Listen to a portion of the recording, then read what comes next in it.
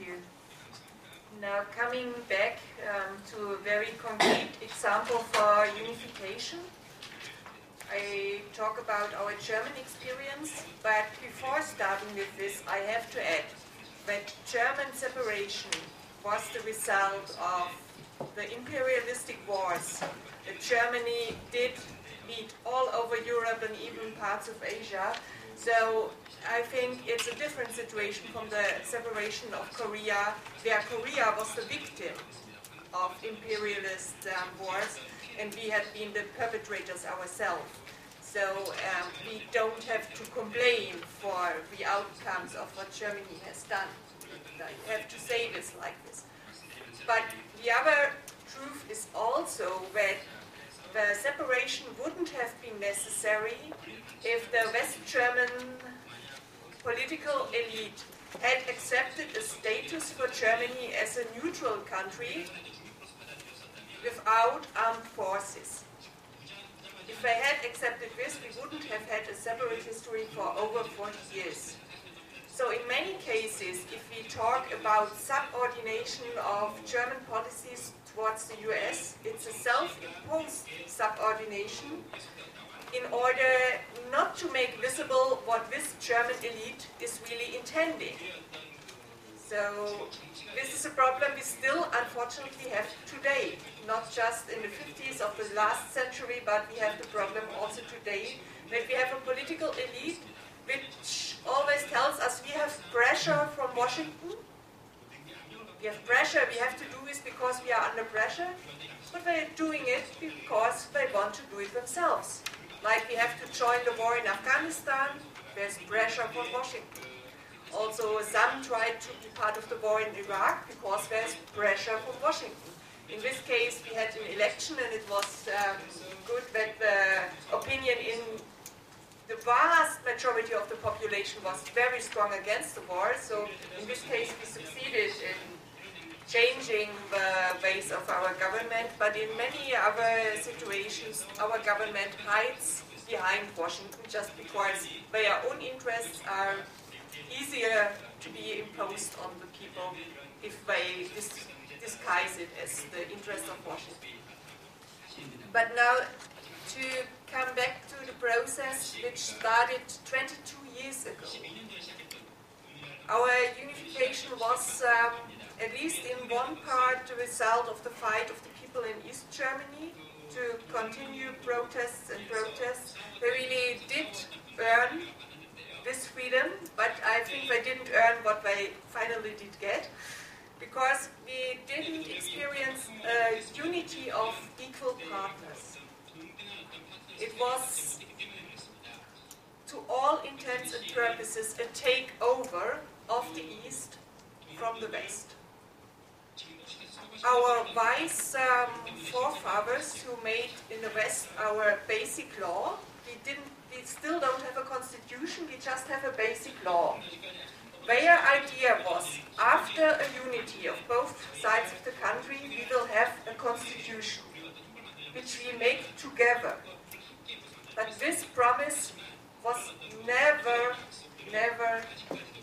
given back to the people. We still have this basic law, we still don't have a constitution, because we still don't have this process of having all the people coming together in a constitutional assembly and to give ourselves a constitution. We just have the basic law from the West, just hand it over to the East, not asking people if they really did want it. And so we have something which you can call in some aspects even a situation of occupation. Because occupation means to take also away the resources of people. And we had a very difficult experience in the first years of a unified Germany, which I hope in the future, if you have a unified Korea, you don't make the same mistakes as we did. Because instead of finding out what we can take over from the East, what we can take from the West, to take the best of all sides, we just had the idea that the West is the best, so the East just has to take over and take the same things, make the same mistakes. And the good education system of the East was abolished. They had much better results. It didn't cost so much as our Western, but it had produced really good results. The same with the healthcare system, which was actually quite good in the East. It was totally abolished. Healthcare system in the East was mostly a public healthcare system. And in the West, we have mostly the system of having doctors as small enterprises. And you can imagine if you leave healthcare to enterprises, you cannot feel so sure with your doctor as you would if it's a state service to the people. So we did lose some good accomplishments from the East by this process of just imposing the rules of the West. And this also had a mindset of no respect for what has been achieved by the East. The whole history of over 40 years of an alternative to the Western system is abolished. It's abolished on a symbolical level. The names of the streets have been changed from some heroes, for example, of the resistance against Nazi Germany to emperors like Wilhelm or Friedrich. Now we've got this Friedrich Street, Wilhelm Street, but no longer the names of heroes of the resistance. So this is to wipe out a history, to wipe out a left and progressive history. And every time I tell it, I grow sad because of this, because it's a shame for my country not to have respect for this anti-fascist history in the East. And there have been some things which are okay. For example, there has been a solidarity tax for the people in the West, so that they have not only to pay income tax, but also some solidarity tax to develop the East. This is quite fine, but there is a downside to it. On the other side, all the state-owned enterprises of the East had been marked for privatization, and not just any privatization, like finding out what's the worth of this enterprise. It was more or less organized crime which has happened. All the state-owned enterprises had been given to an agency, a state agency. That's actually a shame. And this agency mostly did sell. Sell is a loose term because mostly it was given by 1 mark, half a euro, mostly to other enterprises in the West, and mostly to the competitors of the enterprises in the East.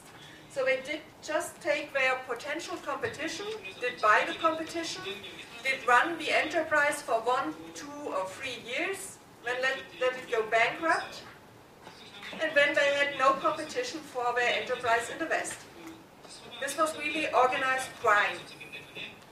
And it is really a shame. So on the one side, the wealth of the people in the East was given over to the enterprises in the West, and the solidarity of all the ordinary taxpayers was used to at least recompense some part of the robbery of the industry. So we had a distribution of the wealth from the ordinary people to the rich ones. This was just organized by the state. And you might ask why people didn't notice what is happening, why they didn't protest about what's happening. And I think still it was a big mistake not to protest against what's happening just then. But there is unfortunately a very, maybe it's even a universal rule. If something economically important happens, if some robbery is taking place, like putting money out of one purse and giving it somebody else, then there normally is a sideshow, something to divert attention from what's really happening.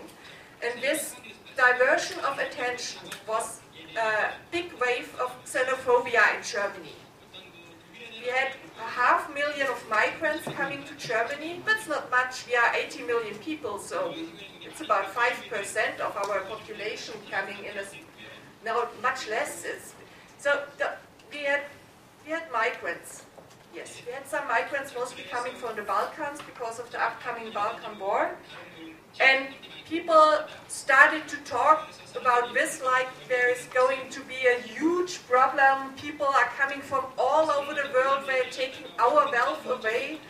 And so there was a real hysteria and a big wave of xenophobia, which led to people of color being chased down the streets, like people being tortured, people being beaten, people being killed. Dozens of migrants being killed in Germany by a mob.